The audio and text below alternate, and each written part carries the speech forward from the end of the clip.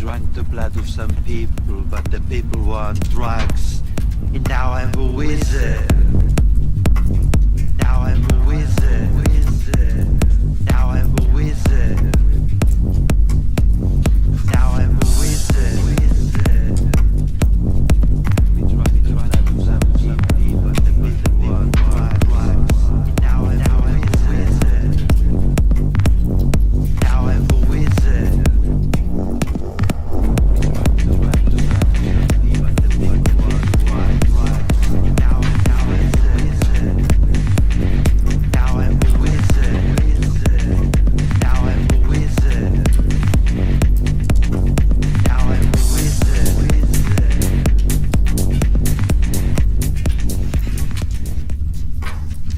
Hello everyone, welcome on back. Happy Friday.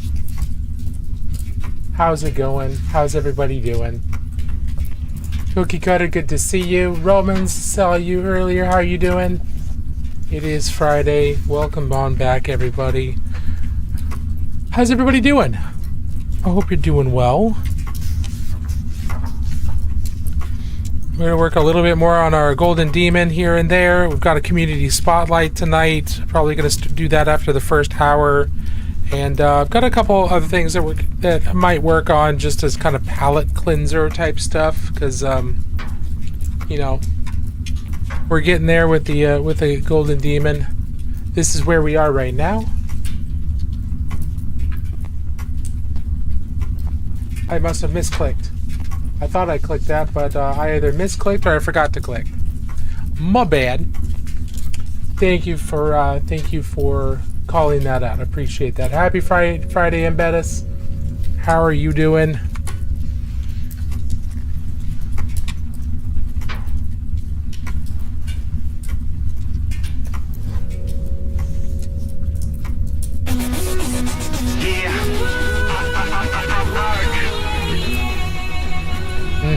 You know what time it is. God, this is so bad.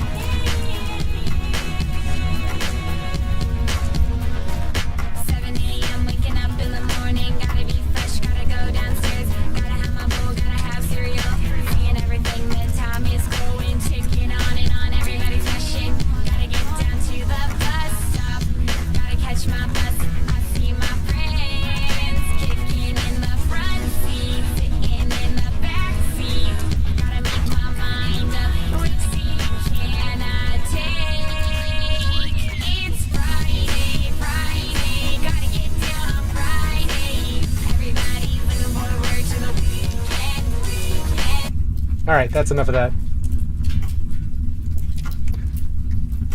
So here's where we are with the Golden Demon project.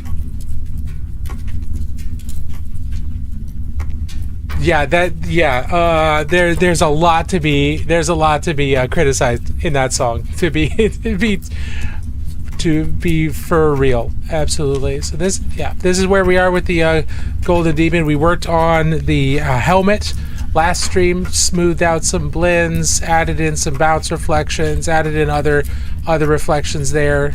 So I wanted to make this nice and intense so that it would be a center of focus, but it would also, you know, reflect all the other gold non-metallic metal in here. But I definitely wanted to make this kind of the center of focus, and I think we did that pretty well. It's certainly not perfect, but you know, it is better than where last year, and it's better than where it was. I definitely added in some additional reflections, kind of like glass type reflections here in the shadows as well. I kind of like the way that looks. But I think we're in a pretty good spot here. There's still stuff to do. There's still stuff to work on, things to enhance. I need to work on the hair back here and the leather grip, or the grip. I definitely want to work on the gun back here. Really punch that up. Right now, it's pretty much just base coated. So we're gonna work on this a little bit more. Sick AF, love the scheme. Hey, thank you, Bead Mill. Appreciate that. Yeah, trying to get this ready for Adepticon, for Golden Demon at Adepticon in a couple of weeks. In addition to that, last stream we also worked on this Space Marine. This is not for Golden Demon. This is just practice for creating plinths, and then obviously also practice on painting some Space Marines.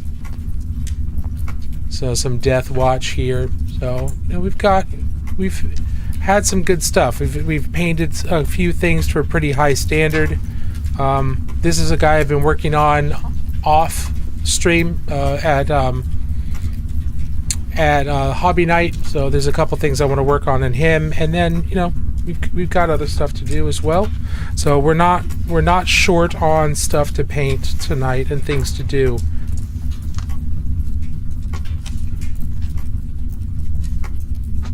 So we'll see how much we do. Also tonight is Community Spotlight. So if you shared any of the stuff you've been working on in the Discord, we'll be taking a look at that. Always look forward to seeing that. Always look forward to checking out what people have been working on. We've had a few entries here. Oh, very exciting.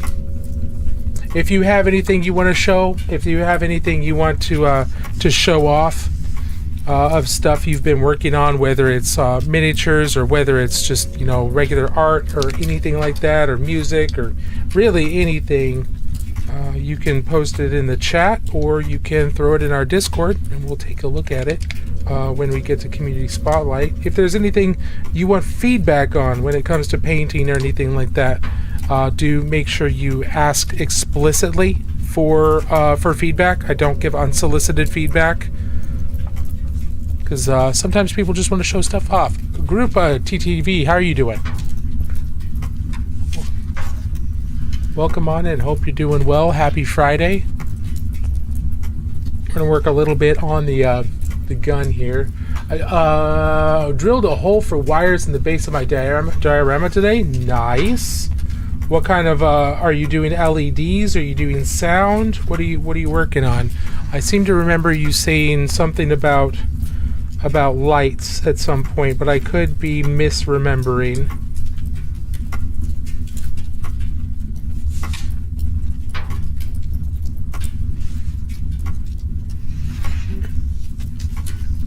I'm gonna take my my neutral gray here, and we're gonna add in some shadows in a couple spots. I want this top section to read, like this section right here, I want this to read as kind of a lighter gray, and then I want this to read as a more neutral gray. So I'm gonna be working on keeping the using the same colors but in different ratios.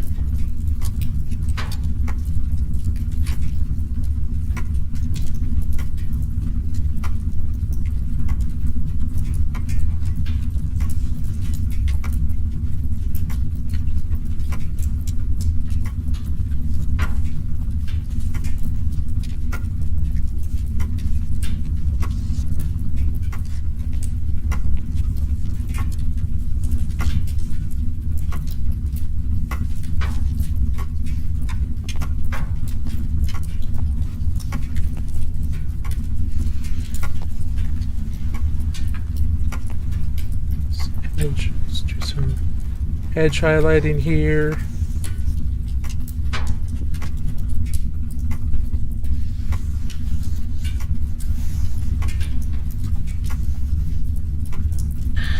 Minty Marine, yeah. He's kind of minty looking, isn't he? Thotimus Prime, how are you doing? I hope you're doing well. Happy Friday. Goyle, yeah, Minty Marine. Ramgil, what army are you painting? This is a miniature from the Leagues of Votann, basically space dwarves from Warhammer 40,000. Since you asked what army, I'm assuming you know it's for 40k. But yeah, this is the miniature. It was a commemorative series, so it was a kind of a limited edition miniature for a really short period of time called the Ancestors' Wrath.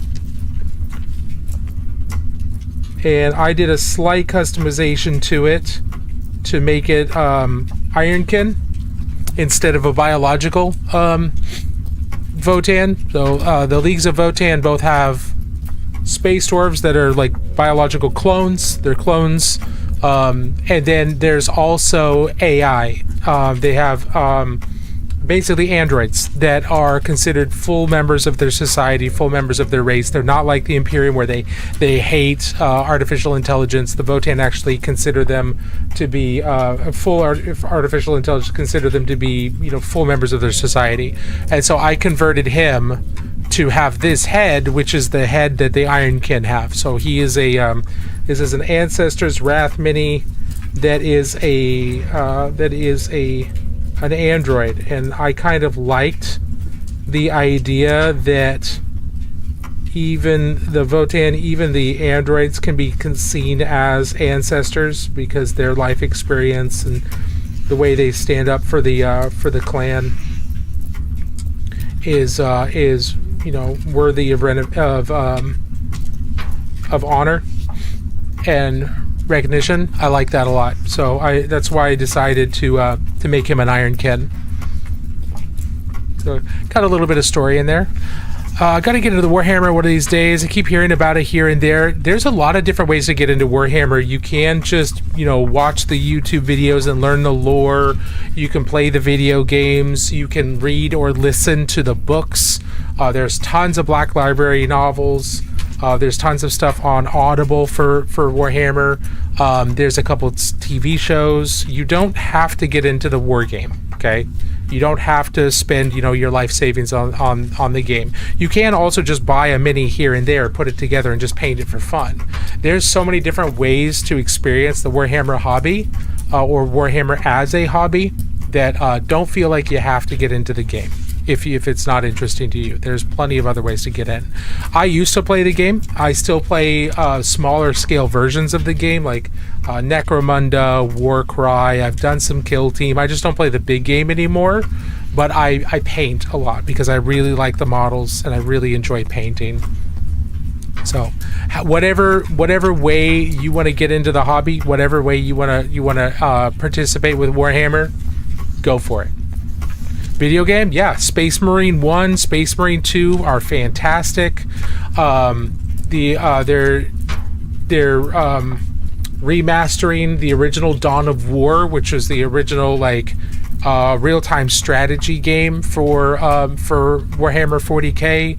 There's the Warhammer Total War series. That's three different games that all work together into one giant game, but that's in the fantasy version of Warhammer. There's so many wonderful ways to get into it. There's Darktide, if you want to play an Inquisitorial henchman and play Left 4 Dead, but in Warhammer 40K. There's tons of different ways to do it. How'd you get the shine on his armor?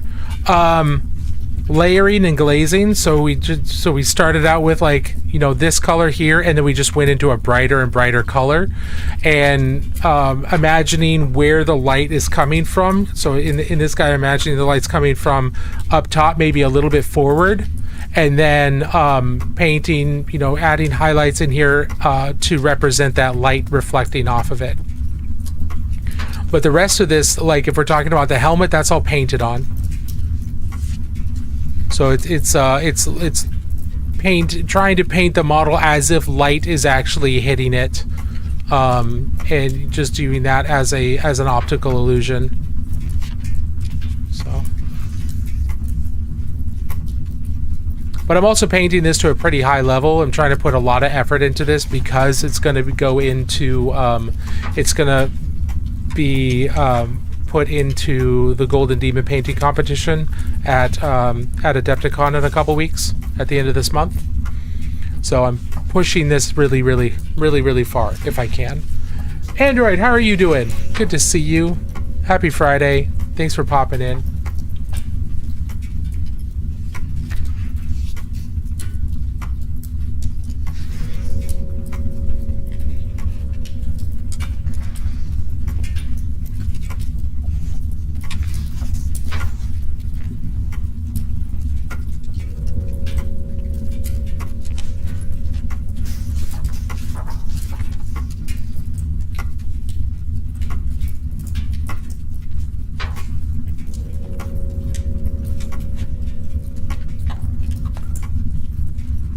little crazy with the white. Got a little out of control there and got onto a surface I didn't want it to be.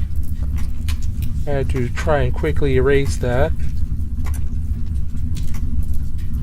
And right now, it looks like I'm doing really small paint strokes, and you know that is true. That's because I'm trying to make really small adjustments. Now, if I was, you know, if this was just like a normal miniature that I was just going to use in the game or something like that, I wouldn't go to this level.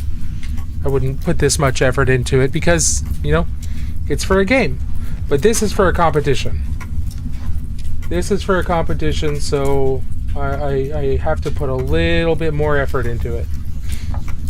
The purpose for this miniature is different.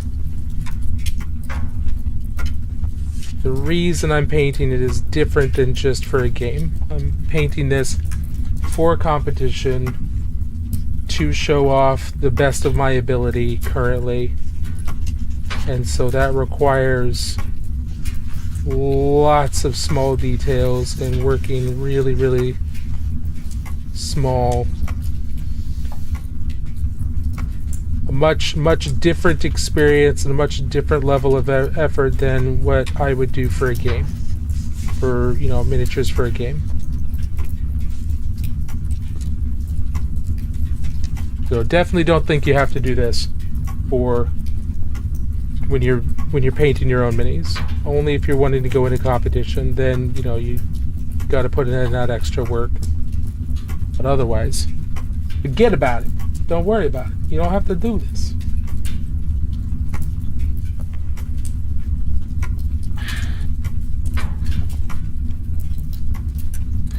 You hearing a fireplace? Yes, you are hearing a fireplace because I have a fireplace and general medieval library type of feel going on in the background because I don't play music as part of my background because YouTube doesn't like that. Twitch doesn't like the music. And I don't like the music that I'm allowed to play on those,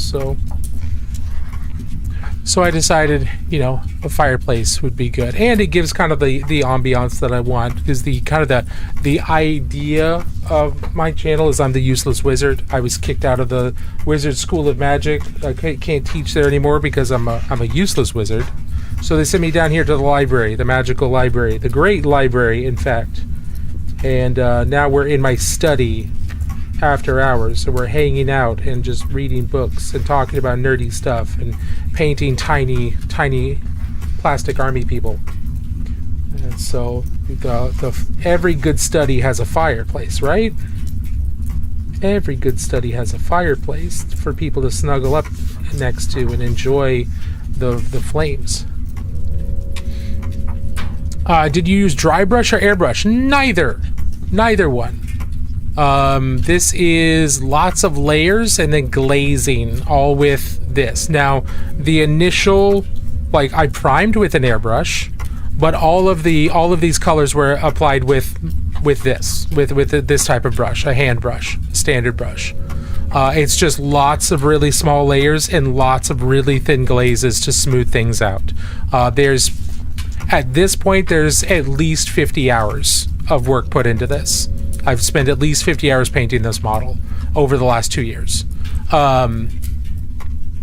So yeah, this is not something I would do for a model that I'm going to put on the battlefield. This is again, it's a competition model, so the amount of work I put into it is very different.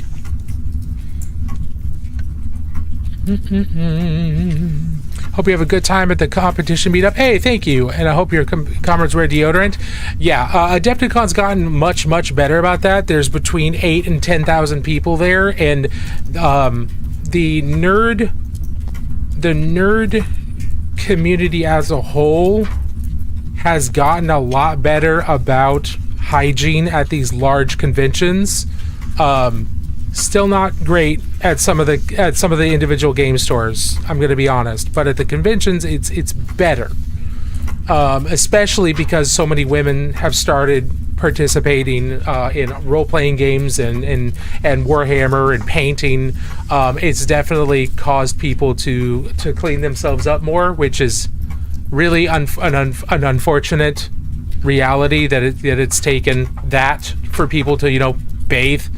But it is much better than it used to be. Has true metallic metal style ever won a Golden Demon? Yes.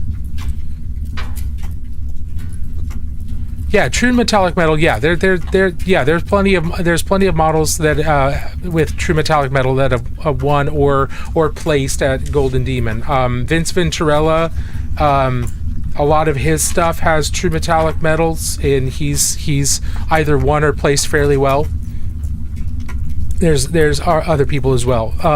At one point, it was thought that if you're not doing non-metallic metal, then you just don't bother with competitions, but that's just not true.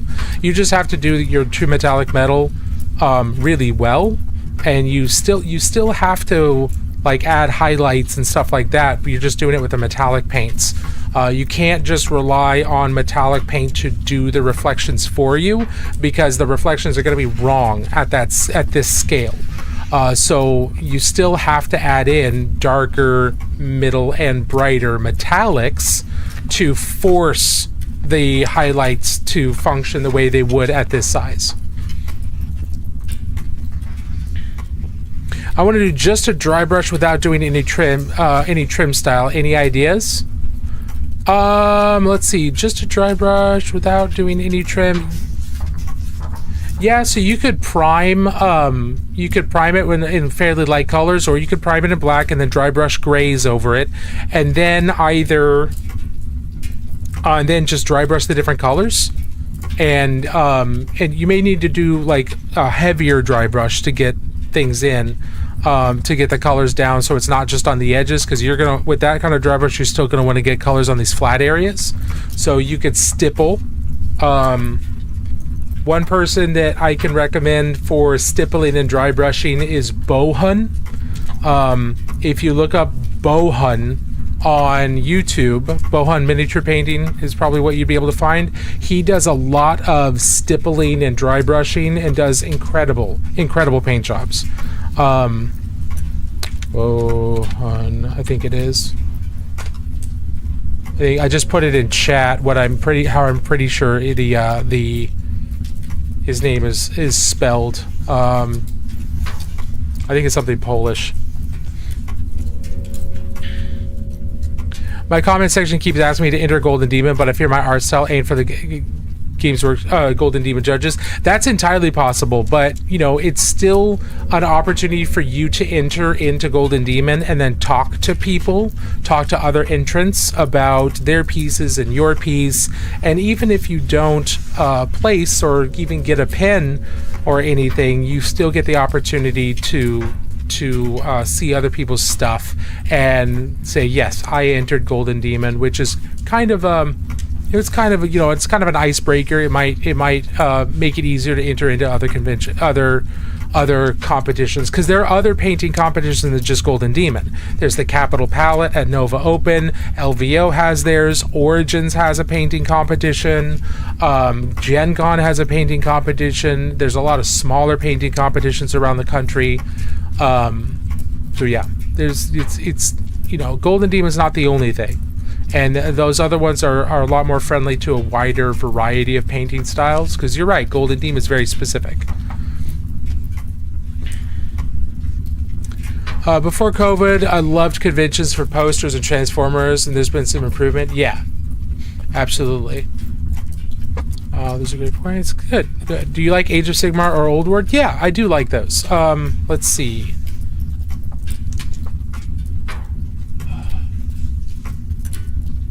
Where's one of my...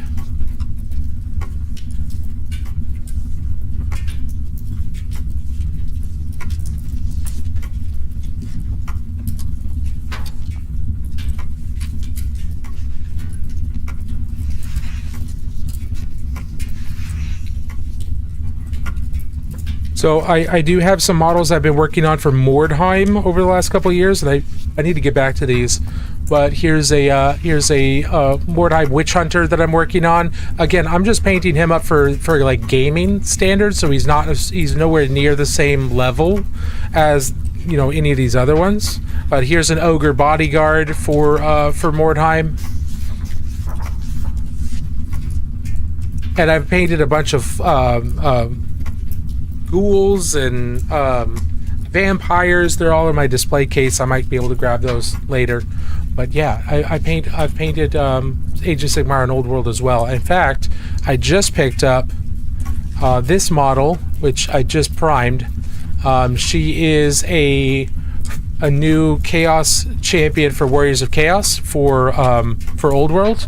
So I've got her primed, and I'm going to work on her eventually. But after I'm done with Golden Demon. Those are nice. I finished a couple of Nurgles. I love painting those. Yeah, Nurgle's a lot of fun to paint. Nurgle's a lot of fun to paint regardless of what world they are. Android, I'm sorry, I missed here. I finished assembling my schematic duns. Nice. They announced a Night Lord's Combat Patrol. I want that so bad. Oh, that's dangerous. I was planning on doing Horus Heresy Night Lords, but I want that Combat Patrol. Hey, why not? What? ¿Por qué no? ¿Por qué no los dos? Huh? Why not both? Alright, let's see. I want to get some of this stuff smoothed out a little bit. Here and there.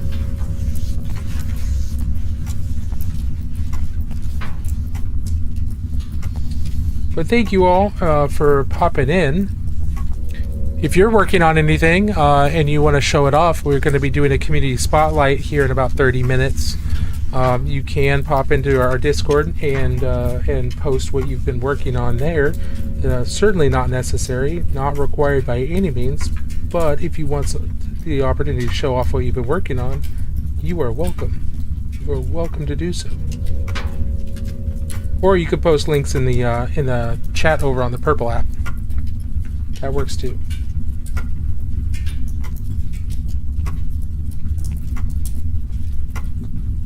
Okay, let's get some more white here. I want to define this edge highlight just a little bit more. Trying to be really light with the brush. The thing I'm finding out about painting really thin lines, like that one right there, is you have to be so delicate with the amount of pressure you put on your brush, because like any amount of pressure that causes the bristles to bend will make the line thicker. And if that's not what you're shooting for, then you've got to use really, really light pressure. And I've noticed that both in myself and other people that I've done recommendations for, a little bit of coaching here and there, in my classes, is people tend to use way too much pressure when they're painting. They tend to push down on their paint brushes way too much. And that causes their lines to be really big. That also causes their brushes to start losing their tips, their points. So if there's something I can recommend, it's be lighter with your brush pressure. Go lighter. Don't push so hard with your brush. It was nice. How long did it take you to get good at doing highlights? It feels like my biggest problem at the moment.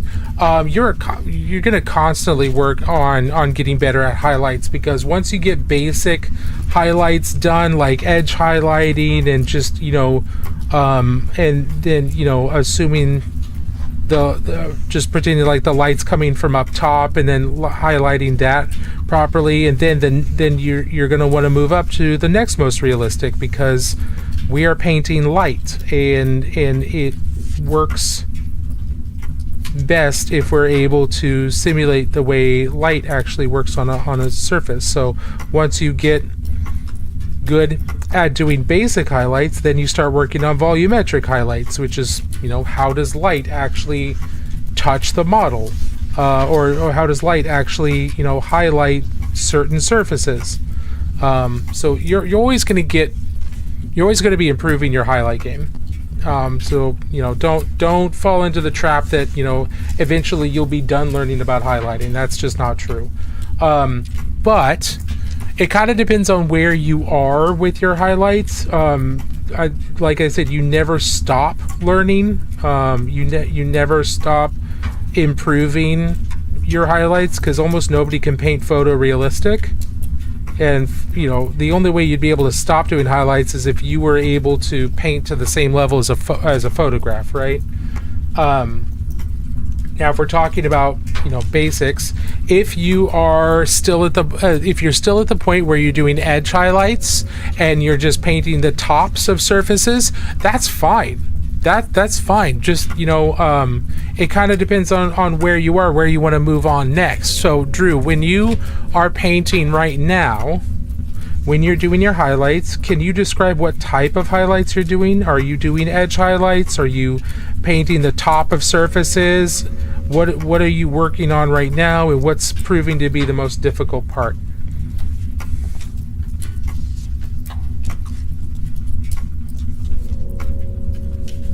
Or do you want any suggestions? If you don't want suggestions, then don't worry about it. I don't have to give you suggestions if you don't want them. I'm happy to just tell you that you're never going to stop learning how to highlight, because there's always things to improve about your highlighting. There's always things to improve about your shading. Until you're able to paint photorealistic, you still have more to learn. And eventually you just have to make the call of like, yeah, I don't really need to go to that level. I'm fairly new, so I'm still practicing edge highlights, and I feel like I do something to them to make them too thick. Okay, so there's a couple different ways that can happen, and thank you for clarifying. There's a couple different ways that can happen. You might be using too much pressure on your brush. So when you're going down like an edge of something, let me find, where are my example pieces?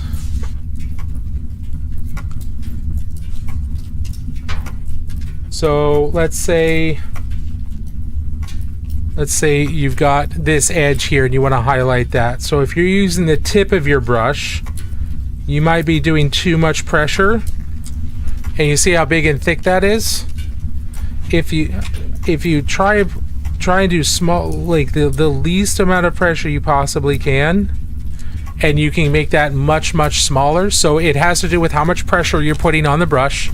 But then also, if you've got an edge like this, don't use the tip of your brush, try to use the edge of the brush, like lay it across, and really light pressure, just lay it across that edge, and you can swipe it across. And that way you're not using the tip of your brush, which can be difficult to aim. You can load your brush up with paint and then just do right like this. You see how I've just got the edge of my brush along that line? You come right down like that and just use really light pressure. And this isn't going to work on every part of a model, because a lot of areas don't have a sharp enough angle to do this, but there are plenty of places on models where you will be able to do this, and that'll make those a little bit easier. And then you don't have to stress as much when you're going in, with the tip of your brush. The other thing is you may have too much paint on your brush. So when you load your brush full of paint, make sure your brush is damp. And then when you put paint on the brush, only get paint to about here. Don't do more than that, because if you load all of this with paint, it's all going to be waiting for you to touch a dry area, then it'll just dump. It'll just flood everywhere. So only get paint up into about here. And then before you put on, you can go on the back of your thumb and just get the excess paint off, and then you've got just a little bit of paint left in your brush, or you can touch it to a paper towel. Same thing. But the idea is you don't want a ton of paint to be in your brush. You want your brush to be damp so the paint flows, and then you want a small amount of paint in there, and that will help. That'll prevent the paint from just completely flooding the where you're going. That will help you have nice thin lines as well. Does that make sense? Those two things. Use the edge of your brush and very, very little pressure. Either or of those, edge of your brush or very little pressure, and then make sure you don't have too much paint on your brush. And both of those things are going to require trial and error. So just keep playing around with it. But you can see that if you've got a little bit of pressure, just a tiny bit of pressure, and not too much paint on your brush, you can just glide across that and get really thin lines.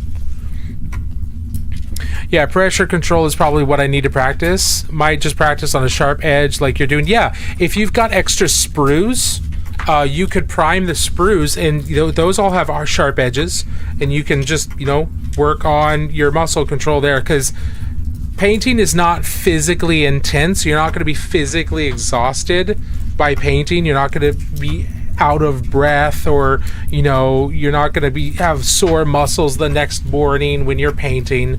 But painting is about a lot of muscle control. And developing that muscle control is very similar to developing muscle coordination and control for playing instruments or throwing a football. It requires you to practice and for you to develop that hand-eye coordination. And you can do that by painting a little bit every day or a little bit multiple times a week. I don't recommend just letting something sit for the entire week and then painting for a couple hours on Saturday and expecting yourself to grow and improve quickly. You will improve, but you won't improve anywhere near as quickly as if you do maybe even 1 or 2 paint strokes during the week every other day, or maybe 30 minutes a day or something like that. Short periods of work where you're developing that small amount of muscle memory repeatedly is going to develop your muscle control faster than sitting down for 2 or 3 hours on Saturday and just practicing that. It's the same reason why marathon runners and things like that, and people who play piano or other instruments, they practice some every day or regularly in a fairly short amount of time, as opposed to just practicing once before the marathon or once before the recital or the performance.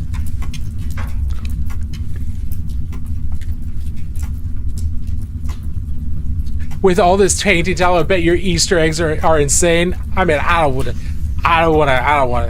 Yeah, I mean, maybe. I don't know. I've never actually done like freehand on Easter eggs. That would be an interesting thing to do. That'd be an interesting thing to try.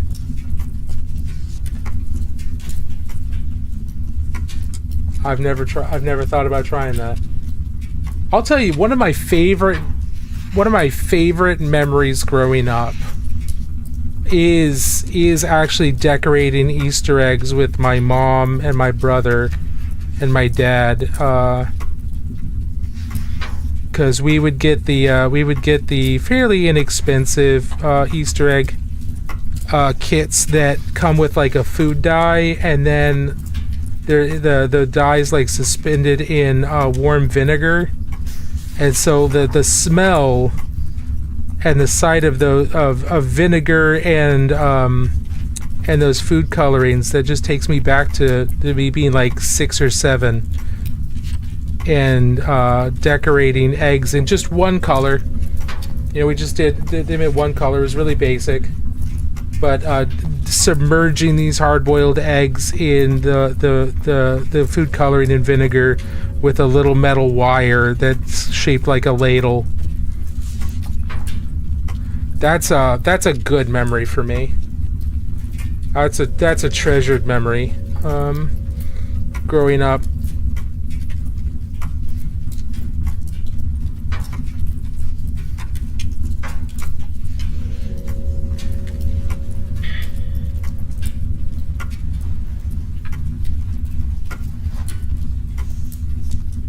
Every now and then something reminds me of that, and just those memories come flooding back. I appreciate all the advice. I do love painting so far. Good. I'm glad. Painting can be stressful when you're starting out. It can be stressful when you're just figuring things out and you're worried about making mistakes. But mistakes are the only way we get better. You have to make mistakes so that you can learn how to fix them and how to recover from them. And so the more mistakes you make and the more you work to figure out how to fix those mistakes, the more confident you're going to be in your painting. Let's see. Nina asks, how do you get better at layering and blending highlights? That's a good question. We answered that a little bit earlier. Somebody else was asking, how I did highlights and things like that. The way that I try to think about this is I try to imagine how does light actually fall on this type of shape. And one thing that's helped me a lot are simple geometric shapes. And if you've done any sketching or painting or art classes, you may be familiar with this. But I have physical, because I teach classes on miniature painting, I have physical geometric shapes here that I use as kind of examples within a class. And so if I'll look at a miniature and I'll say, okay, this arm, let's take a look at this arm. What shape is this arm? If we break it down into just a simple geometric shape, this cuff here, that's a cylinder. Okay, so if I've got a metal cylinder here that I've painted in metal and I've varnished it here, and what does the highlight look like on this? What is the shape of the highlight? Well, it's kind of it's a cylinder, and if I hold it at the same angle, then I kind of have an idea of what the highlight can look like when it's metallic. Or I've got things like this, which are pure matte, and I can compare that here as well, and I can see what a matte surface would look like. There, I gotta say, I like your stream. You're chill as fuck. Hey, thank you, Thotimus Prime. I appreciate that. So this is these are things that I do to help, and I've done this enough that I can kind of imagine. I can break down what shapes the miniature has in my head. I can visualize it just because I've practiced a whole lot. Let's see, what's a good example here? So let's take a look at this mini here. So this is not primed or anything. There's no paint on this yet, but I can already look at it and say, okay, here's an arm. Here are all the fingers. Here's the back of the hand. These are all cylinders. These all can be broken down to cylinders. So I know that if the highlight is coming from the top, if the light's coming from the top, then the top of these will have the highlight, and I know from this that the highlight on a cylinder travels in a bar shape. It travels from the long axis of the cylinder. So I know that the highlight's not going to be a circle. It's not going to be down here because the light's coming from up top. And so I know what shape the highlight needs to be. Now, once I know what shape the highlight's going to be, I can look at it from up top and say, okay, the center of that's probably going to be right here because this is the top, right? This is the topmost part of that form. If I'm imagining that my eye is the sun, I can look down, and this is the center of where that would be. So my highlight's going to come right down in here. And it's going to same thing on each finger. It's going to come down in here. This shoulder pad is part of a sphere. What shape do highlights take it on a sphere? Well, they take rounded shapes or oval shapes. So now I can look down at the top and say, okay, this shoulder pad is part of a sphere because it's rounded. And so I'm going to have a circle highlight, probably maybe right here or maybe in there. And so you start thinking about the way light actually bounces off of geometric shapes. And just like in art school, or just like in if you're learning to draw figures, they'll have you do a skeleton and do this simple geometric shapes. This is the reverse of that. I'm taking this and I'm imagining what the skeleton and what the geometric shapes are underneath all this detail. So it's just practice. More so, how do you blend the highlights rather than light placement? Okay, Nina, sorry. Thank you. There's multiple different ways to do it. There's the effect that you're looking for is smooth blends. There's different techniques to do it. This I did with layering and glazing. So I will I'll take the base coat, and then I'll do one. I'll mix up a paint that's slightly brighter, and higher up I'll do that slightly brighter paint, and then I'll do slightly brighter and slightly brighter until I get to the brightness that I want. And so then I'll have distinct steps. There'll be distinct layers from this mid-tone, all brighter and brighter and brighter and brighter, and then same thing down to the shadow, darker and darker and darker. And once I've got that, I can use really, really thin glazes of paint to smooth that out.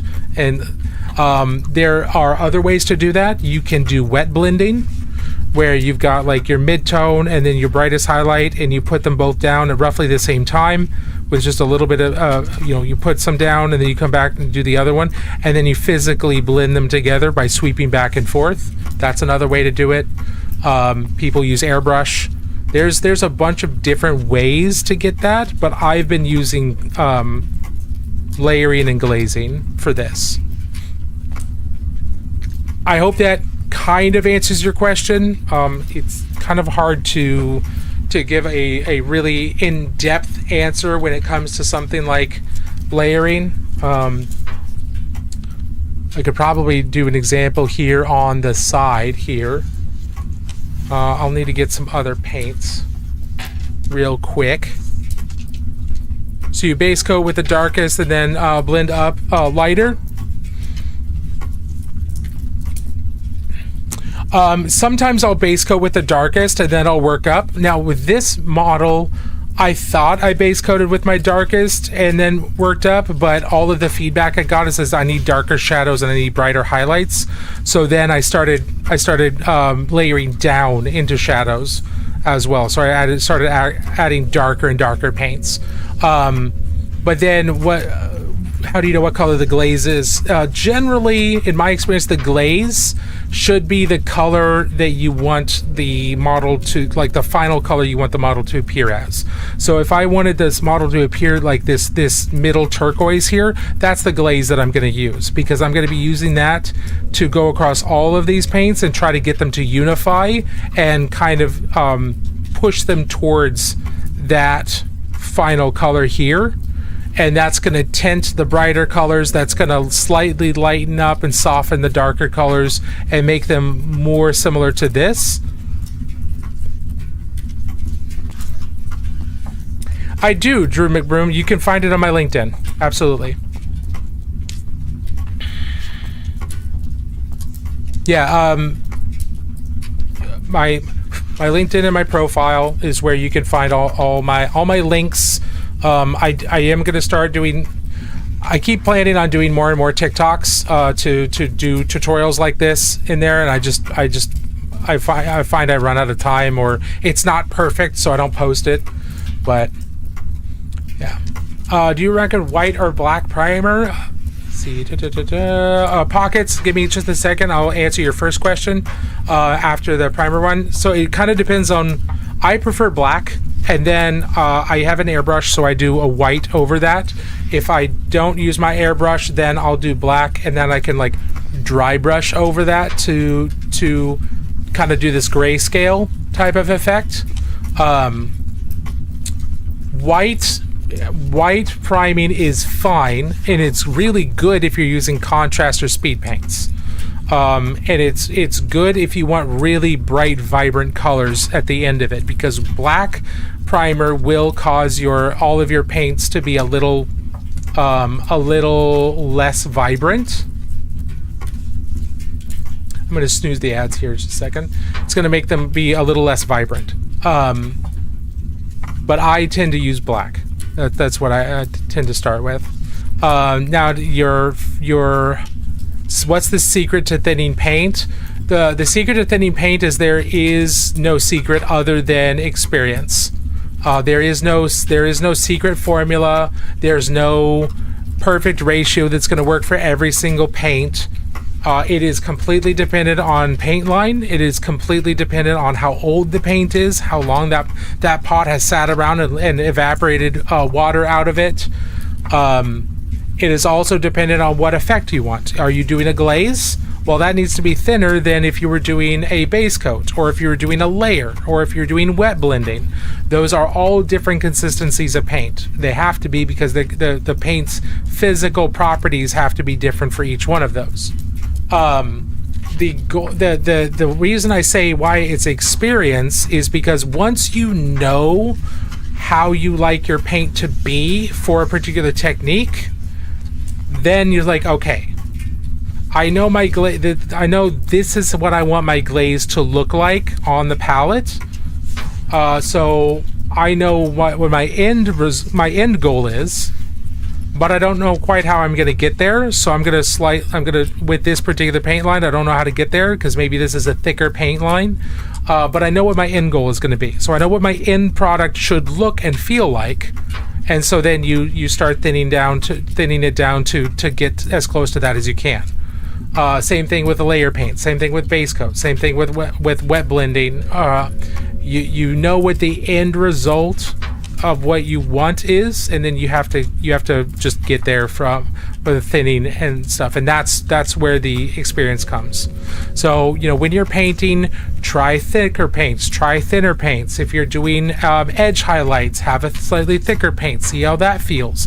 If you're doing layers, try one that's maybe a little thinner, or maybe a little one that's thicker, and just see how that feels, see how you like it to be and how it works best for you, and then practice that, and practice getting to that with multiple different types of paint. But that's the secret to thinning paint is experience, and there's just no easy. The rule of thumb is 1 part paint to 1 part water. That's a general rule of thumb, but that's not going to be for every situation. There's situations where I don't thin the paint at all. Especially if I'm wet blending, I prefer thicker paint when I'm wet blending, so I don't thin it. I'm at best at my base coat and ruin some paneling lines. Any recommendations to start over with your paint? Yeah. So if you have, what do you mean by ruined your paneling lines? Have you just painted over it, or have they been filled in and they have disappeared? Is the paint too thick and it's built up into them, or did you just go over the line and get paint inside them? Filled in and disappeared? Okay, so then you may have to strip the paint off of the model. So there's multiple different products you can use for that. Simple Green, you put the model in a jar of Simple Green for 24 hours, then you take a soft toothbrush and you can scrub the paint off. 90+% isopropyl alcohol, you can do that and leave the model in there for a couple hours. LA is Totally Awesome from US dollar stores. It's the same thing. For more dangerous stuff, you could use brake fluid. I don't recommend that because brake fluid is incredibly toxic. But I'd recommend Simple Green, isopropyl alcohol, or LA's Totally Awesome. And then you can just strip those will strip the paint right off without damaging the model. Simple Green and LA's Totally Awesome, I haven't had them damage any model ever. Isopropyl alcohol, it might soften some plastic, but not much. Precisely when he means to. Precisely what it means to. Beyond the Box Art, how's it going? Welcome on in. How was your stream? I don't know if I'm following you. I don't think I knew that you were streamer. Am I not following you? I'm not following you. I'm fixing that. The way that I've done it is... There we go. Hey, thank you so much for the raid. How are you doing? Welcome on in. Okay. Nina, do you do zenithal highlights if you're not using speed paints, or is there no point? No, I do zenithal highlights on just about everything because I'm 42 and my eyes can't see the details on pure black models or pure white models very well anymore. So I do this for myself. I do this so that I can see the details. Even if I don't use this as a map for my highlights, I do this so that I can see all the details. Absolutely, you're welcome. Doing good. It's 3 a.m. here though, so you'll have to forgive me for doing the raid and run. No worries, no worries. Welcome on in everybody from beyond the box art. Thank you so much for being here. I appreciate it. My name is Useless Wizard. I am the Wizard of Useless Magic. Welcome to the great library of magic where I paint miniatures and we talk about books and we talk about nerdy stuff and we encourage people in painting and help new people improve their painting when they ask for it. I appreciate you being here. We're working on a Golden Demon, my Golden Demon entry for Adepticon, and we've just been answering a whole bunch of really great questions from newer painters over on the Tiki Talks. Let's see. We're about 3 minutes away from a break. We try to take a break every hour for three to 5 minutes. So we're about 3 minutes out from that. At which point, I encourage you to stand up, walk around, get some water. Don't just sit the entire time. And then once we're done with that, we're going to go into our community spotlight where people have posted stuff they've been working on since last Friday in our Discord. And then we're gonna take a look at it and brag on them. And if any of them have asked for feedback, we'll give them some feedback. If nobody asks for feedback, then we're just going to tell them things we like about the model and show off and make sure everybody is proud of how much work they've put in. So we've got a couple minutes for that. Now, this is another project we're getting close to finishing. Once we're done with the community spotlight, we're probably going to switch over to this guy, and we'll see. The only thing we really have to do with him is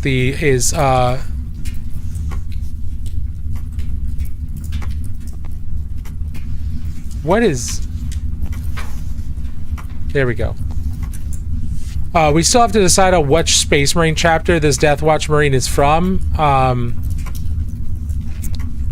Yeah, I haven't done enough research. I've slacked off and I haven't done my job to research what types of Space Marine chapters he would fit into. I do want to do like non-standard, non-common, uncommon Space Marine chapters, because when I'm doing my Deathwatch here and I've got a bunch of them that I want to paint, I just want one of every chapter. I don't want any repeats, so he can't be, a lot of these can't be like typical or typical chapters.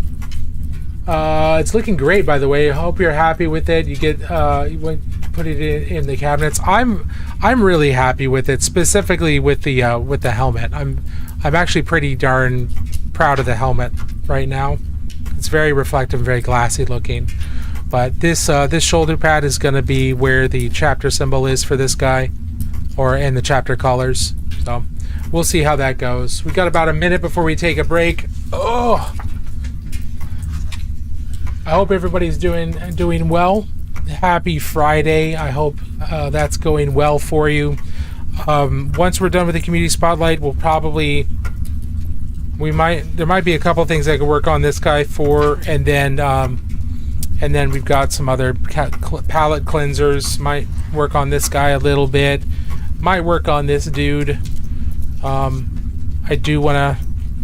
And then we'll come back to our Golden Demon. 'Cause I have hobby ADD. I can't paint just one thing for a long period of time. I have to hop in between different projects. So we're gonna go take our break here. So stick around, stand up, get some water, hydrate, use the little wizard's room. That's what I plan on doing. And we'll be back in just a couple of minutes.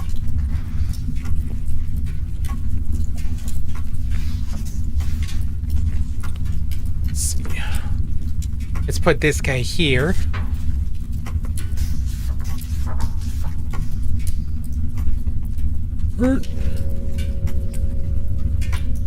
Okay.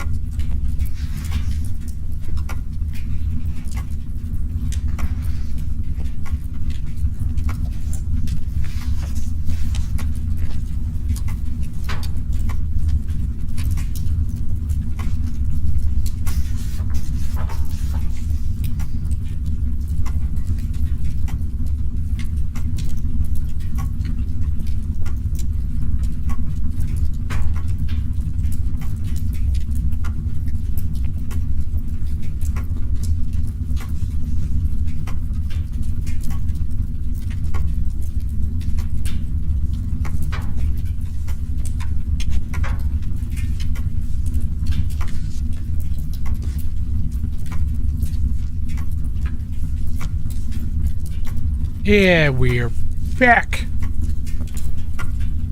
Thank you for sticking around, everybody. Appreciate it.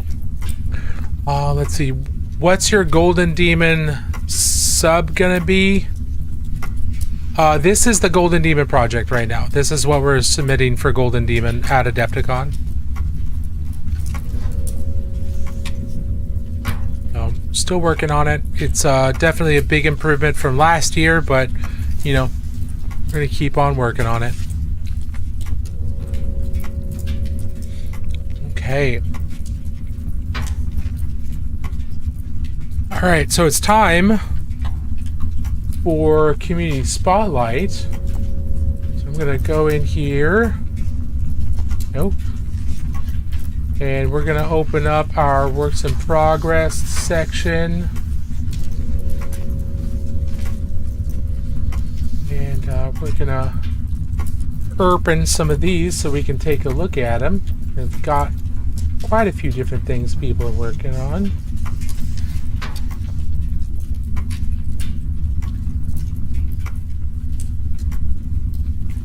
Let's see. I love seeing what people have been doing.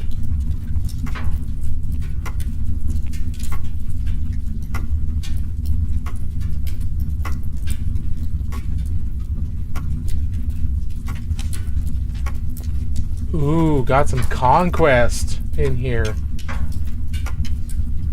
And some Stormcast. Let's make sure we get the Conquest. Very cool. Okay, come on. Go. There we go.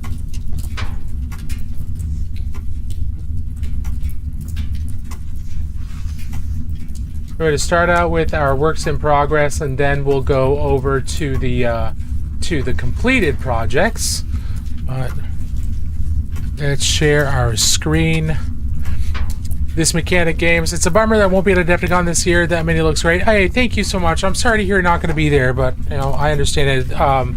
Teal Scary is not going to be there. There's a bunch of people that aren't going to be there, which is really unfortunate. But it do be how it goes sometimes. Let's make sure I got the names for this right. So this is Dig Batty.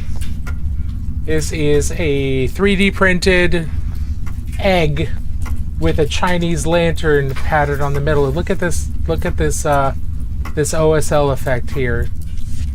Very nice. Very cool. This is a pretty nice print. You can definitely see some of the layers, and some of the filigree details through here. But this is really nice. I like this a lot. You can definitely nice and white and bright on the inside, and then it's very quickly going out into yellow and then orangey yellow very quickly, and then into the red of the more Chinese lantern, and the internal illumination that you see in those a lot. So this is really nice. I'm looking forward to seeing how the rest of this works, how the rest of this looks. I like that glow. It's a really nice glow effect. Let's see, make sure everything's going. That's very nice. And come on, go back. Next thing is this fellow from Gigado. Look at those feet. Those feet are hands. That's creepy AF. Why are his feet hands? But I like this kind of weird servitor bio, like mechanical servitor dude. This almost looks like an iron lung helmet, but it's like hooked into his chest. And then he's got kind of the Wallace and Gromit space trousers on, but he's got hands instead of feet. He's got digitigrade legs. He's got little bird legs with hands. God, that's creepy. That's a really weird model, but it's really cool. I like the kind of the prison orange, the dirty prison orange shirt here, and then the worn metal look. Like that a lot. The flesh is looking okay. That's such a weird model, but it's pretty cool. Yeah, the glow's gorgeous. Yeah, the glow on this is gorgeous. Absolutely, Romans. All right, here's next. This is a piece from this is a Leagues of Votann from Engzer. They posted last week. They were working on this orange and trying to make it more intense. It looks like they've definitely been able to punch up the saturation of the orange pretty well. Orange is a lot like yellow in that it can be hard to get it to look really intense and really orangey. So they've definitely done more layers here and brightened it up. Looks like with some glazes. I really like this kind of sage green that they've got in counterplay to the orange. And then they've got the bronzish gold here. I'm liking this a lot. I like this color scheme. It's really cool. Nice green here. And they went with the metal head for the this isn't a full Ironkin. This is like a this is the type of robot that is more of a servant than an actual full sapient being. The Votann use these are their equivalents of servitors, even though they're AI. They're more like the drones that the Tau use. So this is really cool. It's kind of a gun drone. I really like the feel of the Votann. They're really cool. Hey, Purple Spark Alice, how are you doing? Good to see you. Good to see you. It's very nice. All right, This Mechanic Games. This is, I believe, one of yours. The City State. I forget the name of this guy, but he's for the City States, which is basically in Conquest: The Last Argument of Kings by Parabellum War Games. There's multiple different factions. One of the factions is City State, and they're kind of like clockwork Greeks, but it's clockwork and electricity. So it's like clockwork. No, I don't think they use steam, but it's like clockwork, electricity Greeks, and it's really cool. Some of them have like artificial arms. Some of them have like clockworks built into their bodies. The Greeks also have cyclopses, and they have minotaurs and a lot of stuff. So it's a really interesting amalgamation of different things. I really like their vibe. But this guy looks awesome. I love this soft blue against the silver and gold and the pink. It's a nice pop color there. Nah, City States are flesh and bone. Yeah, it's one of the drones protecting the Grimnir. Yeah, it's one of the gun drones. Oh, you know they've got lots of clockwork, This Mechanic Games, unless no, the Eidolon, it's got a ton of stuff built into its body. Yeah, so they're not all flesh and bone. They're clockwork. They've got some clockwork. Maybe I misspoke. I meant that they've got some clockwork as like replacements and part of their weapons. The Eidolon has clockwork built into them. If I'm thinking of the right thing. Yeah, this is really nice. And there's a Satyr. I believe this is also for City States. So City States has a lot of the Greek, not only are they Greek flavored in terms of their humans, but all their mythical creatures and stuff. No, that's possible, and maybe I wasn't clear in what I was saying. That's entirely possible too. But this is really cool. I love the wavy sword, or the wavy like short spear. It is very cool. I like the City State stuff a lot. I need to start picking some up. I think I did pick up a couple things, but mostly what I'm picking up lately just to paint is Spires stuff and a few Hundred Kingdoms things. I've got a couple Sorcerer Kings. I've got some Dwarves. I've got two Weaver Court things. But I don't think I have much, if anything, for City State, so I may have to fix that. Alright, now we're going to go into your Stormcast that you put in here. We can see some non-metallic metal. Nice dark shadows, bright highlights, right? bright midtones. Nice. I love the kind of the glowing effect here on the shield and the hammer. Very nice. Got the glowing area here in the crack, showing some kind of internal glow. Very cool. Yeah, they just announced first blood box again, but now it's a skirmish run. Nice. Yeah, I may dive into because I've had some first blood boxes for the old first blood, just to get kind of a sampling of different factions. I might grab a couple for the new stuff. We'll see. This is nice. This is nice Annihilator, and I like this. This definitely looks like the non-metallic metal is a lot more refined here. It definitely has got a lot more kind of transitions, and it's looking a lot more reflective. Love the sword. Very nice. This looks great. I still need to sit down and try and paint an entire Stormcast as non-metallic metal. The first time I tried it, he just ended up looking yellow. I did that with my Silver Tower Stormcast. It did not end up looking right. It did not end up looking good. And I don't want to repaint him just because he's a step within my painting process. But this looks really nice. Love the bounce light. You've got the environmental bounce light from the ground down here. It's really selling this as reflections. Nice. That's gorgeous. Really well done. I painted the whole army in non-metallic metal. What is wrong with you? That's crazy. That's a great challenge to put for yourself, but good lord. Are you doing this in oils, or is this in acrylics? Because I know you've played around with both. You're in the process of it. You can see the blue down here in this little cleft here where the shadow's going to be. You see this blue is that's from up here. That's from up here. That's reflected down in here. It's showing the environment. The environment. It helps sell. It helps sell the reflectivity. You do it in acrylics? Nice. I'm doing my first ever painting project. I have no idea what I'm doing. Any tips for beginners? H1, that's a great question.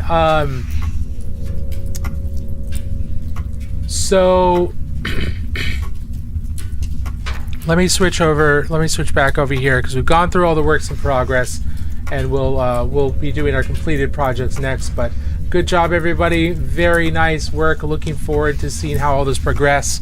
H-bomb. So when you're painting, when you're doing your very first painting project, that what I'm going to recommend is that if you have assembled your model already, prime the model, and then just focus on getting base coats. Just focus on base coats for now. Paint from the inside out. So if there's skin, paint the skin first, and then do the next layer out, almost in the same order they'd put clothes on. So like if I was painting this here, I'd paint the skin first, and then I'd paint the hair, and then down here I'd paint the hands that are I'd maybe paint these as leather gloves, or I'd paint these as just regular, skin hands, and then I paint the clothing, and then I paint the armor last, and then I do the details like the belt and stuff like that. So I'm painting from the inside out, right?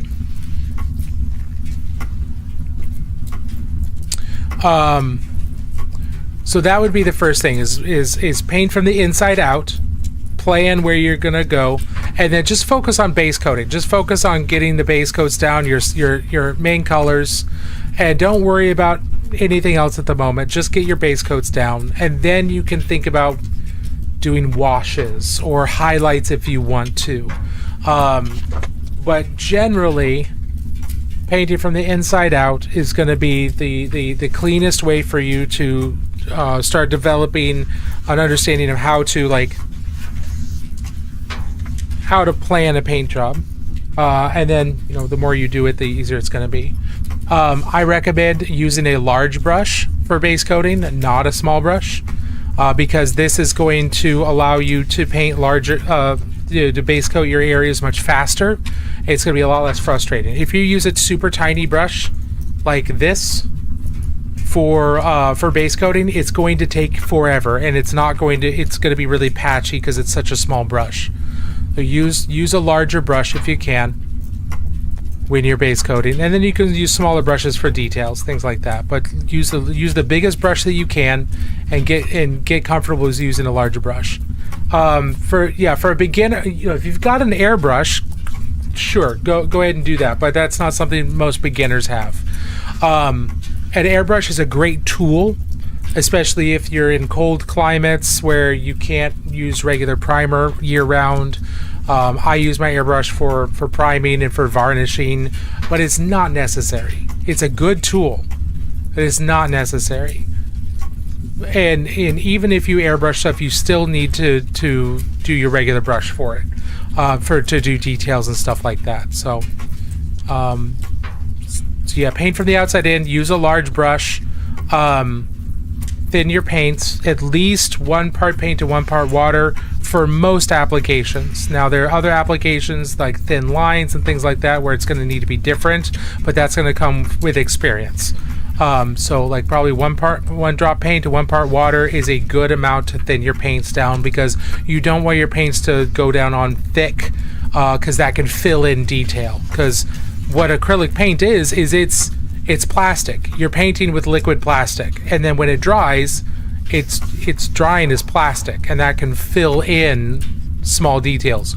Thinning the paint out a little bit will help those details still show up. Is that helpful, H-Bomb? There's a couple. I don't want to overload you with things to keep in mind. Yeah, you're welcome. Yeah, and if you have other questions later, feel free to come back, or you can hop in our Discord through my LinkedIn and ask your questions there. But there's also tons of other great painters here on TikTok and on Twitch and on YouTube that you can ask your questions there as well. 100%. We've got a really, really cool group of people who are painters on TikTok and the like. But yeah, Constantine, if you like painting, Constantine is correct. An airbrush is a great investment. It's just, it is an investment.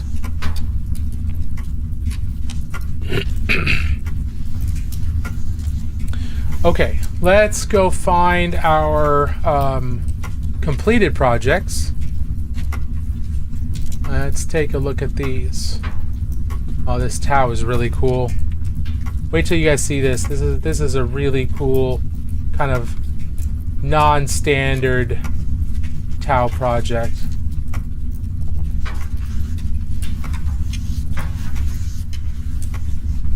Creative use of sprue. And then Purple Spark has put in some... Ooh, these look cool, Purple Spark. Oh, very nice. I'm excited to look at these. Okay. Let's go in here. So this is from... So the first thing we're going to take a look at is a Tau, I believe, broadside model done by Spore Frog. Look at this thing. This is definitely non-standard Tau, not your typical Tau. It's very post-apocalyptic almost, with the kind of like the serious this serious smiley face here. I love this. This reminds me very much of like Tank Girl and stuff like that. I like that a lot. Look at this glow effect in here. I love this pink glow. The OSL is very, very nice. That's awesome. Lots of rust and worn down and chips all over the place. You've got this ratty rope wound around the whole thing, and look at the size of this chain.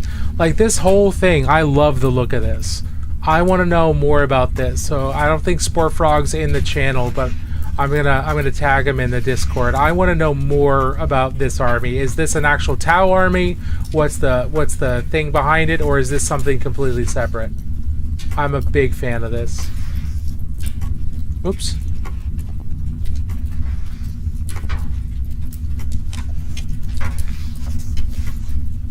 Yeah, Purple Spark, we're about to go over those. That's where we're starting. That's where we're starting right now. Give me just a second.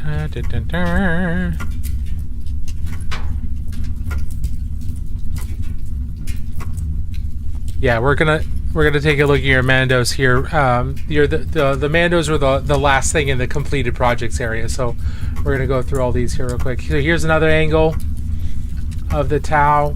Very nice. You can see another angle of the chain. You see how the chain's wrapped around the shield pod back here, and you've got this ratty cloak with a symbol painted on freehand. Got check marks.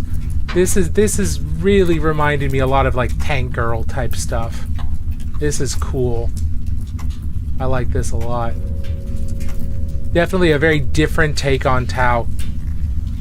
I'm a big fan. I also just like regular Tau too, but these are great. I like this. A whole army of this would be really cool. All right, now this is This is a very creative way to create to use your extra spruce as a framework for destroyed buildings or burned down buildings. This is awesome.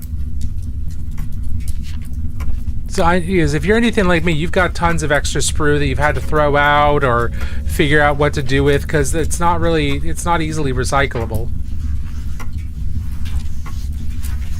Oh, this is cool. Look at the stairway that they built. That's awesome. And this is definitely a playable stairway. Each one of these is definitely big enough for a standard base to fit in. So you could actually have somebody walk a miniature sit up here and while they're moving up. That's awesome. I like this a lot. This is a great way to use sprues and great way to use cocktail or coffee stir sticks to make a nice little burned out building. Perfect for wartime, 100%. All right, Purple Spark. Here are your Mandos. They're little big. Look at those. Look at this glowy. Look at that. Look at that. The visor up here on the left. That's nice, beautiful glow. Love the internal flames on the smoke here. Really liking the kind of dirty, faded black. It's definitely still reads as black rather than just charcoal gray. Some of it reads as charcoal gray, the armor specifically, but other parts that should are black cloth, definitely reading as black. I'm really liking that. Love the battered red armor, the battle worn sections of armor on all of these. That's very cool. Here's the backs. Nice, bright, punchy flames for the jetpacks. Yeah, these look great. These are very nice, Purple Spark. I've got the Inquisitors, and I've got my eye on a couple other boxes just for painting, but I've just got so many other things that I'm working on that I just haven't invested the time. The next on the table is Lord Maul. Is it Lord Maul with or without the spider legs? Both of those are going to be cool. Either one of those is going to be cool. I don't know. Did they have Maul without spider legs in here? In Shatterpoint? I can't remember.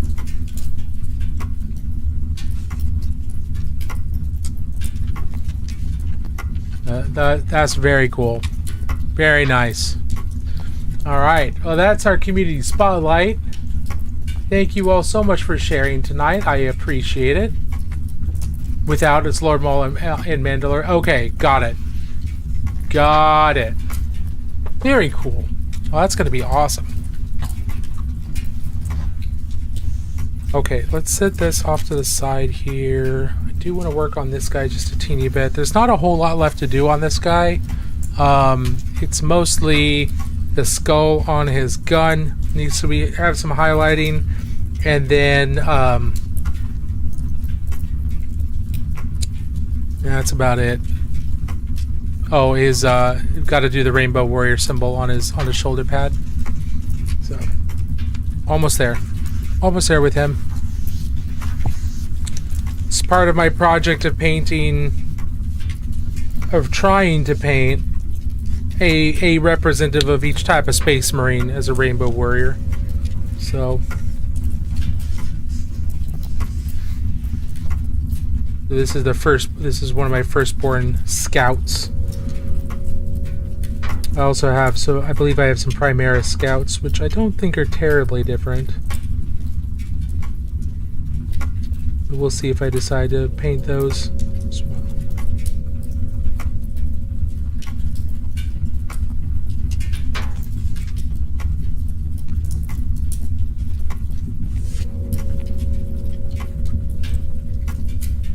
I'm using very, very, very light pressure here with my brush because the details are so small.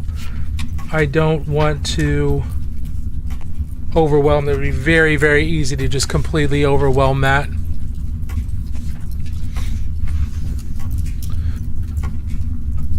Okay.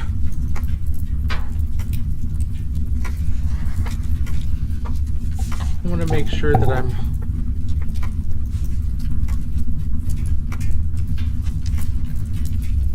going to do this fairly close. So the primary thing is going to be line and then this line through there. Okay.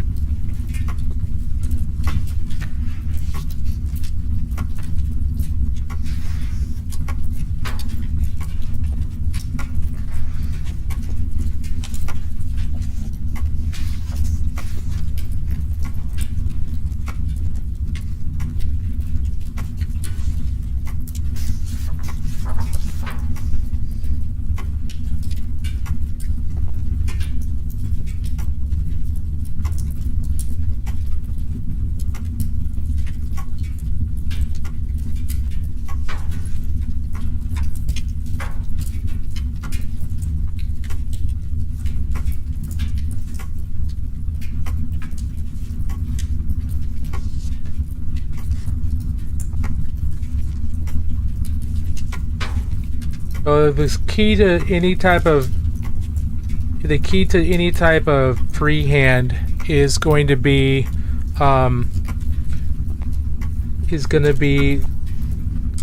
going back to those geometric shapes we mentioned before. Freehand is you are trying to figure out what simple shapes make up this particular shape and how can you best start those out. And if I were doing a skull, you know, I'd be starting out with a circle and then a box underneath and then going back in with my other paints and cutting out the eye holes with paint and things like that, instead of trying to paint all the skull as a complete thing right there. Trying to start out with simple shapes and then going back and forth between colors to get everything out. So here, this is a little bit simpler just because it is a lot of straight lines.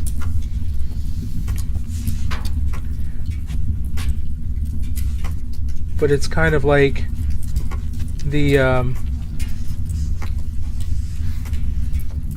length of those lines and how big they are. I'm just trying to get close to this. Okay, so I'm gonna, this is too long, so I definitely need to clean this. There's definitely stuff that I need to clean up on this. And then this zips back to the same level as the next prong down. And then it comes out into a narrow tip.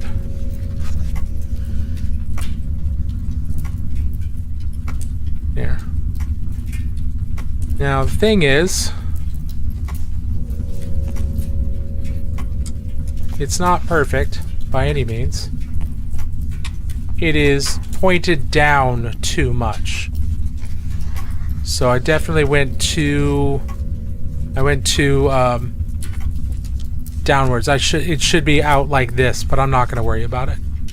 What are your favorite factions? In 40K, my favorite factions for Space Marine, Space Marines, specifically the Rainbow Warriors, which is an old faction that doesn't get represented very much in the modern 40k.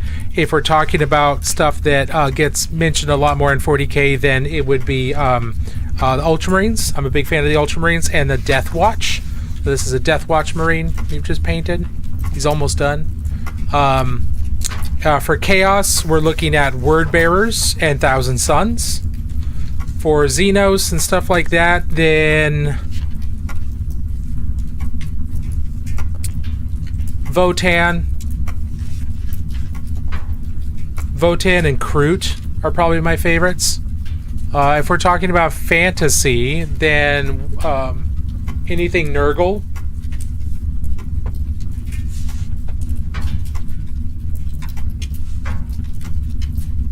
And also Vampire Courts. And Thousands and Tomb Kings. I think those are my favorite factions for fantasy and 40k. Age of Sigmar, it's going to be vampires and Nurgle.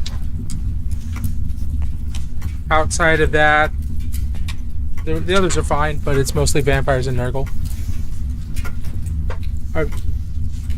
What about you, ladies, man? Any particular favorite factions of yours?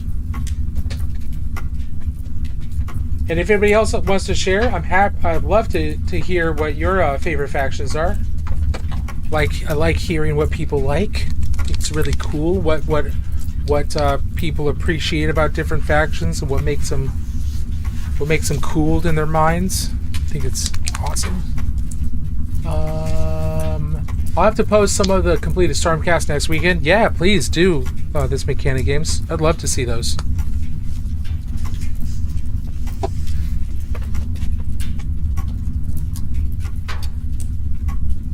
And so, if you are working on something like freehand and you need to fix something or neaten something up, just come back in with your original colors to the best of your ability, and just lightly come back in. And then you can go back and forth between that color and the new color, and just work on neatening things up. It's going to be a lot of back and forth in a lot of situations like this. And again, I'm using very little pressure on my brush, very little pressure. I don't want the bristles at the tip to flex much at all, because I'm trying to do really delicate, precise work. So I'm trying really hard to just touch the model with only the very tips of the bristles, and not with any pressure on it, because I don't want those. As soon as those bristles flex, they'll start releasing more paint onto the surface, and I don't want more paint to be released there. I want to be very precise about how much paint is being delivered, and so that's why I'm being very careful about how much pressure I'm using. It means I get to control how large these gaps are. I get a lot more control over the paint. That's what I want. So that upper gap is too big now, and that's fine. I can come back in with my white, and once this is dry, I can come back in here and I can just try to make that ever so slightly bigger. Ever so slightly.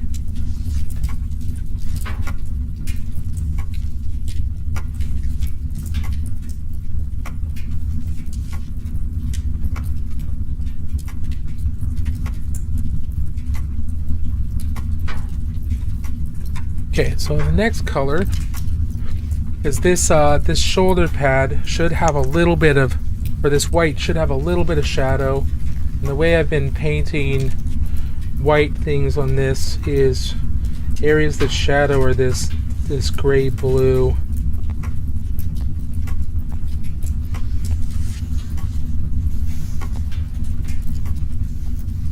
Or areas that aren't reflecting as much. This won't be super visible to most people, but it'll be there. It'll have enough impact that it won't just appear to just be white. It'll give it a little bit more dimensionality to match in with everything else. Because if there's reflected shadow here, and there's highlight here and highlight here, well then this tip needs to be highlighted, so I'm going to have to redo that.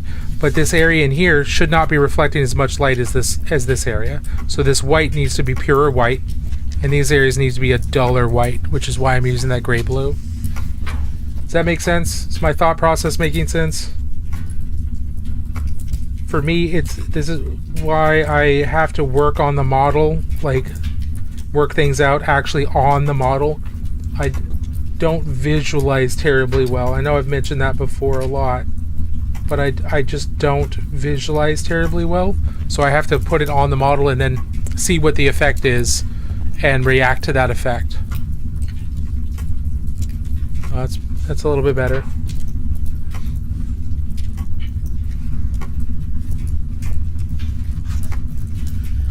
There we go. So he's definitely marked as a rainbow warrior now. That's exactly what we want. Little scout, ready to find the enemies of the Emperor and help his more experienced battle brothers root them out.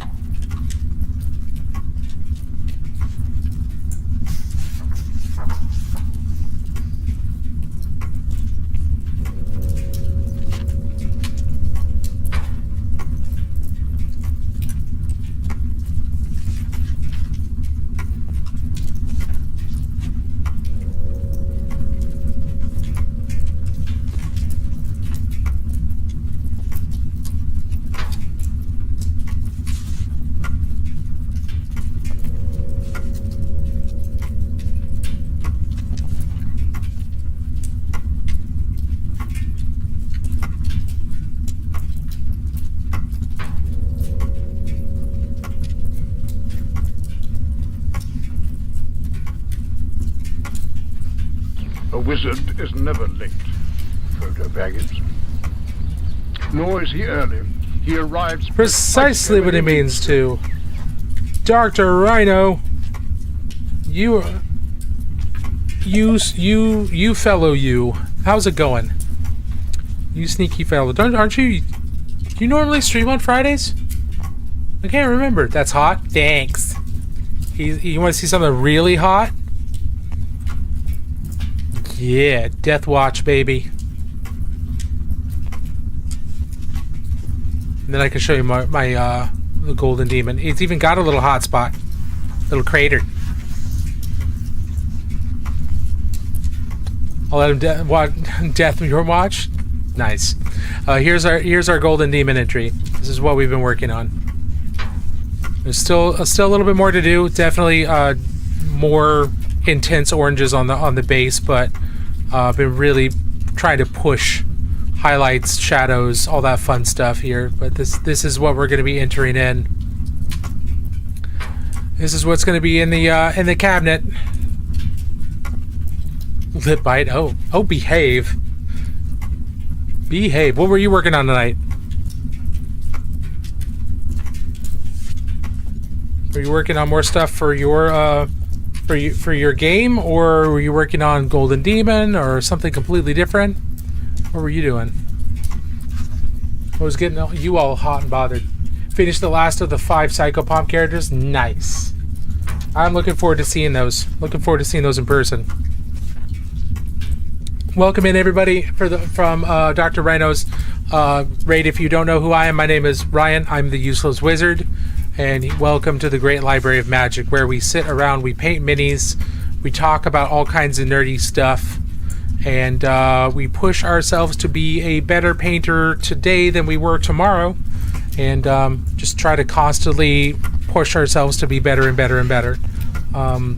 We've been working on the Golden Demon project and a couple other projects here. We're kind of taking a breather, putting some finishing touches on this Rainbow Warrior Scout. One of my personal projects is painting a bunch of Deathwatch, putting them on plinths so that I can practice building plinths, but then also practice, painting dark glossy armor, but then also painting one of every Space Marine type as a Rainbow Warrior. Rainbow Warriors are from the original rulebook in Warhammer 40k back in late 1980s. And so they haven't been talked about a whole lot lately, obviously. But I've always liked them. Rogue Hobbies, Louise Rogue Hobbies has done an incredible job of getting them to be a little bit more popular again, because she's done a huge amount of painting for them, which is really, really cool. So we're kind of what we've been working on, deciding what I'm going to bring for Monuments competition preview thing and Resin Beast. Yeah, I'm not sure if I'm going to bring anything for those, to be honest. I don't think I have time, and I don't think anything that I've painted is to the level I'd want to put those in. I've got a couple busts that I could put in, but they're just not to that level for either one of those. But yeah, I think Golden Demon is probably going to be my only competition again. I really got to figure out how to force myself to paint for more than one competition at a time. But that's a-okay. Do need to work on that. Now, Vile, how are you doing? Hello, hello. I hope you're doing well. Welcome on in.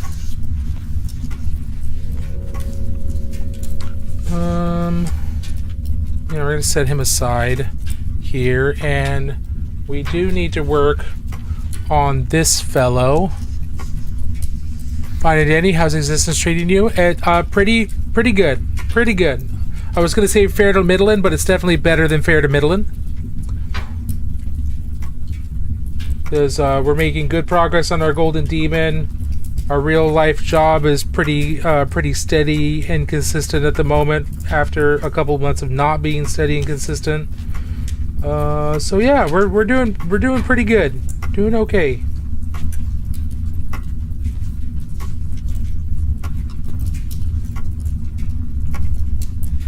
I hope existence is treating you well.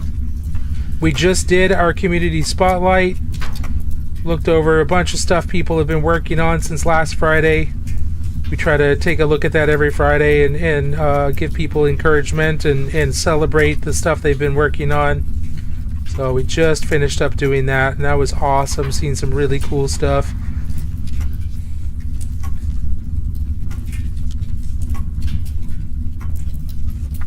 Hell yeah, model looks absolutely incredible. How long have you been painting? Painting to be good at painting, about 2018.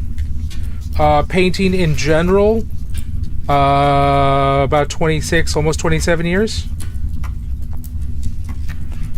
So most of that was just painting to be able to play, not painting to be good at painting. It was 2018, or just before 2018, that I decided I was gonna try and focus on being a better painter and really focus on it.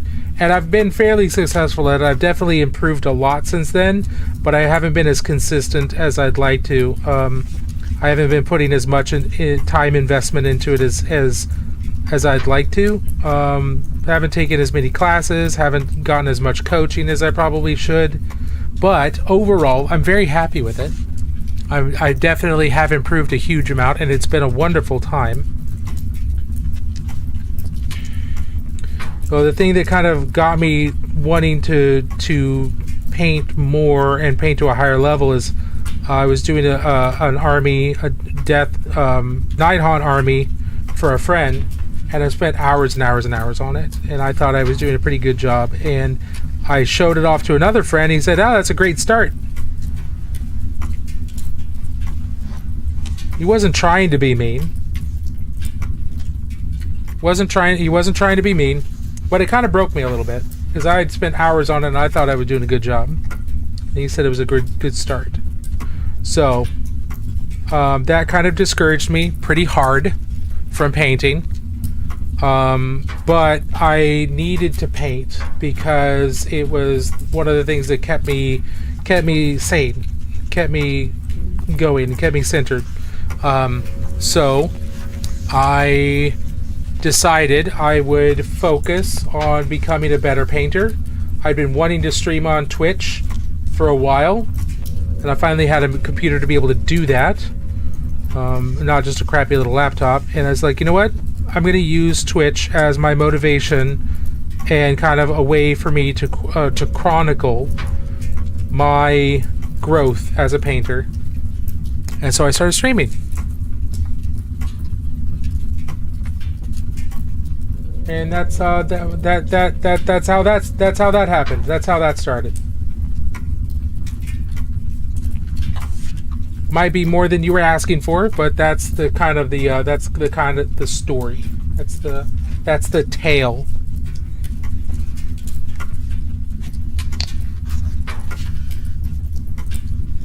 It's the saga.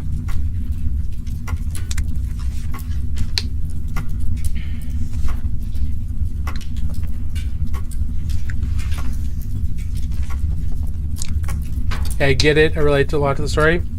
I'm sorry to hear that you relate to the story of having your soul crushed by somebody by accident, but I'm glad that I hope the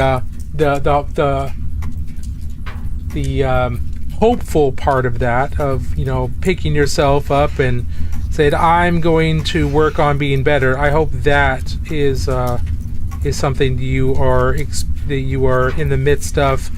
And you identify with that as too, because that's important.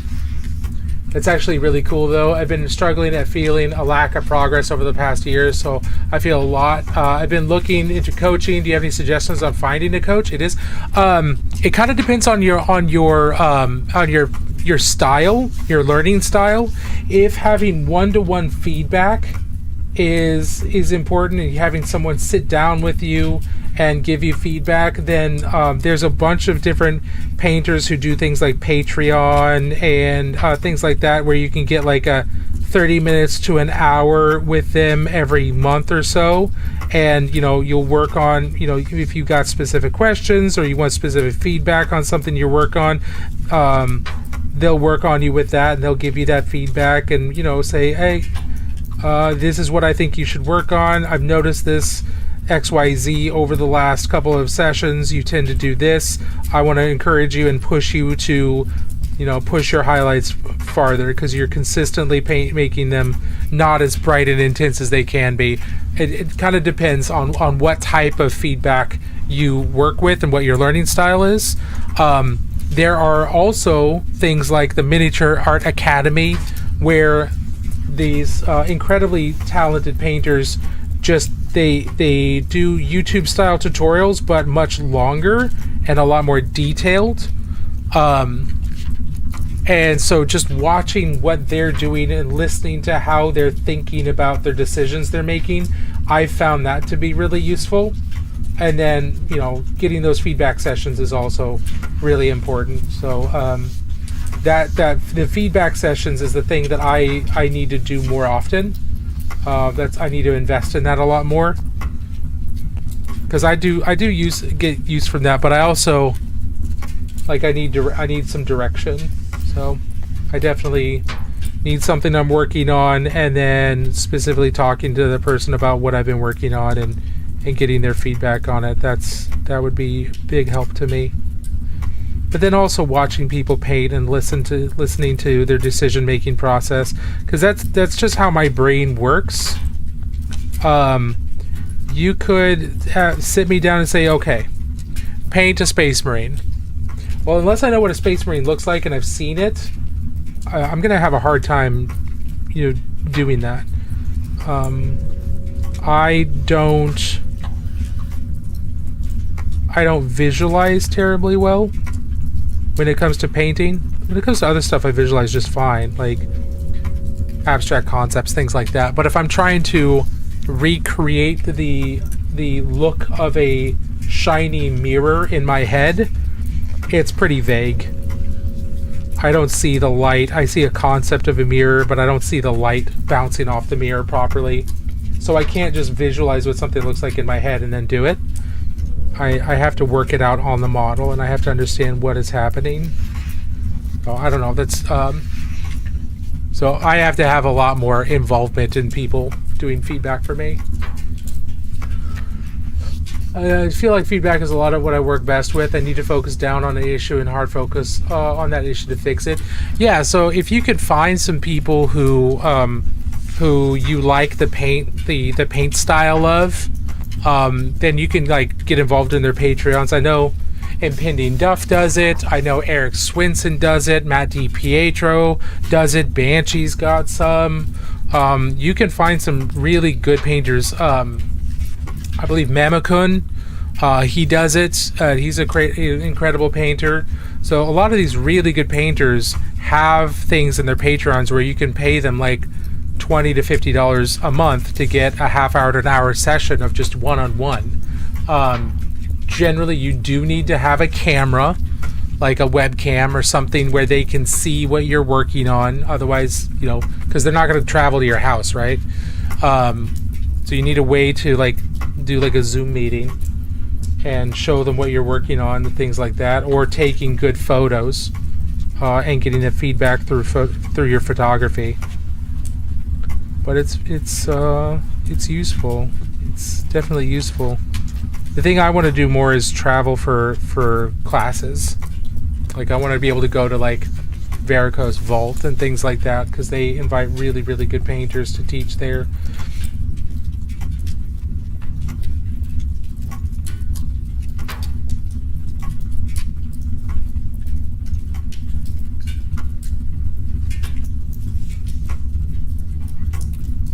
I'm just blabbing now. I'm gonna snooze the ads here real quick.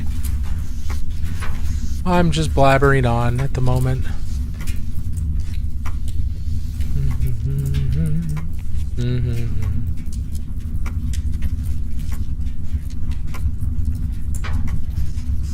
Good, I'm glad.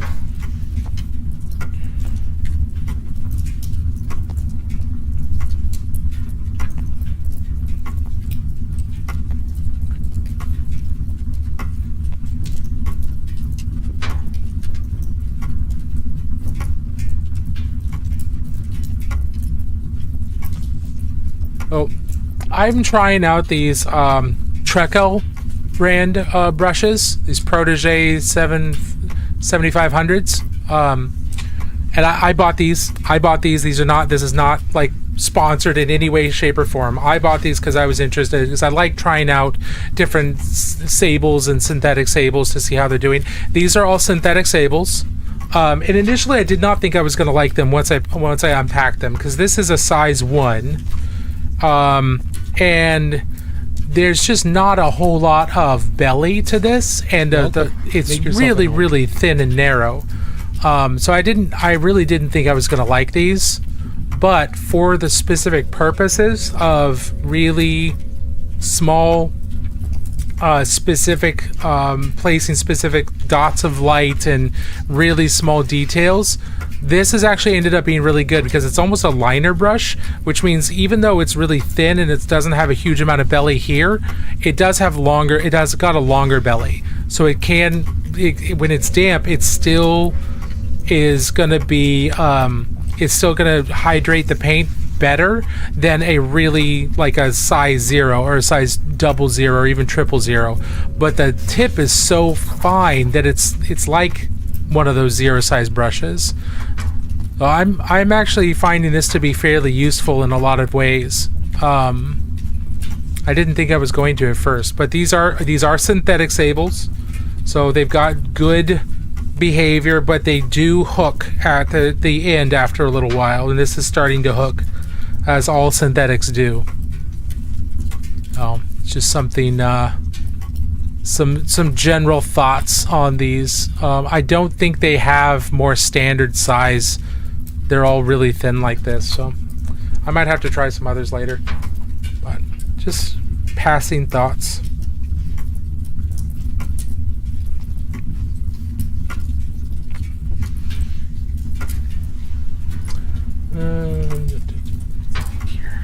It did make dark lining much easier because the tip is so fine, and I can just lay the longer bristled brush down into the cracks in between details and just use it as almost like a liner brush, almost if I was doing pinstriping. It was really, really nice. It felt really good.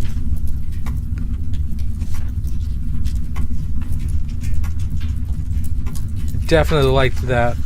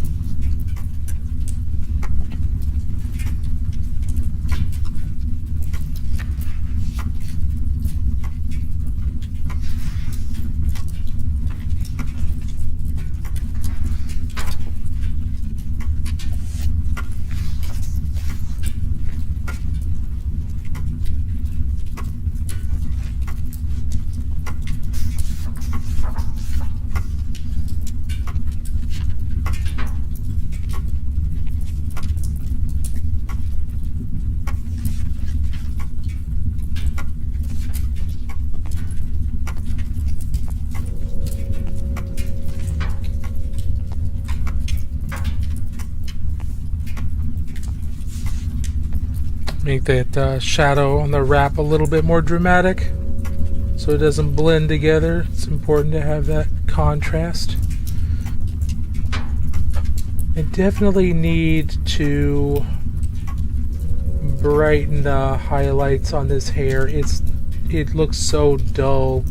So I'm gonna do some blue shadows in between some of these strands, and then when I work on this again, we're gonna pump it up. I'm gonna pump that brightness up a lot.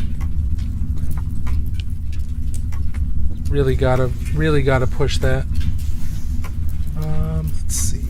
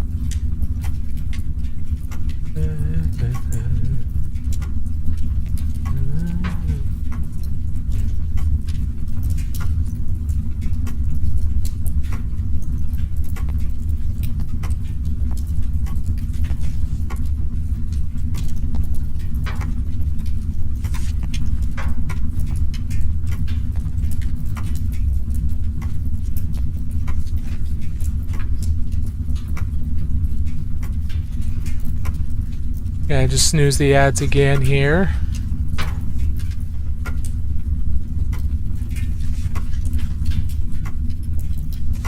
Still not ready for ads to go.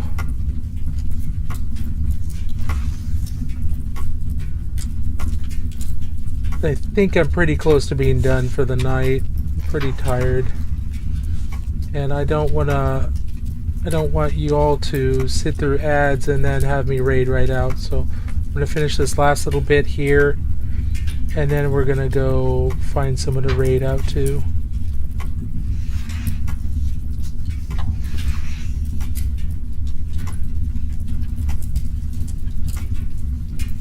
Alright, so this is where we are. We've done a little bit of work, mostly on the inside of the gun down here. We've done pushing the highlights down here, getting that to be volumetric, and doing the non-metallic metal for the bolt shells, or the equivalent there. And then worked on a couple more things. Hey, thank you so much, Nalville, for the follow. I appreciate that. Dogface, thank you for the follow as well. Appreciate both of you. We're gonna go find someone to raid out to and share all our hobby love. Let's see who's going on that we haven't raided recently.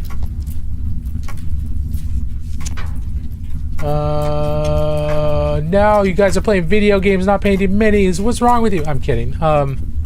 Otherwise, I would. Yeah, like nobody. Okay, here we go. Wicked Minis. Wicked Minis is painting, I think. Yeah. So let's go raid Wicked Minis. All right. Thank you all so much for hanging out tonight. I very much appreciate it. Have a wonderful rest of your Friday. Enjoy your weekend. Do the thing that keeps you sane this weekend, whatever that is, as long as it's not hurting somebody else. And yeah, until next time, remember that painting is good for the soul. Have a good night, everybody.